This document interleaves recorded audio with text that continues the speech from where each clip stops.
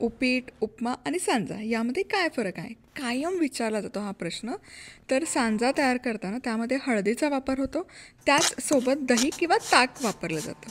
तर उपीट किंवा उपमा पिवळा धमक असतो. आता रवा छान भाजून घ्यायचा, तेलामध्ये शेंगदाणे खरपूस तळून घ्यायचे. रवा खूप करपट किंवा खरपूस नाही भाजायचा. मोहरी, जिरं, हिंग, किसलेलं आलं, हिरवी मिरची, कढीपत्ता आणि हळद घालून फोडणी करायची. हे जे आलं घातलं ना त्याची चव कमाल लागते. भाजलेला रवा फोडणीत घालायचा. कांद्याचा वापर नाही करत शक्यतो सांजा तयार करताना. आता यामध्ये चवीपुरतं मीठ आणि साखर घालून मिसळून घ्यायचं.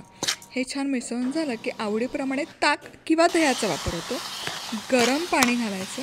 खूप सरसरीत नसतो बरं का सांजा, हलकासा मोकळाच असतो. बारीक चिरलेली कोथिंबीर आणि आंबट गोड असा छान चटपटीत चवीचा सांजा तयार होतो. कमाल लागतो.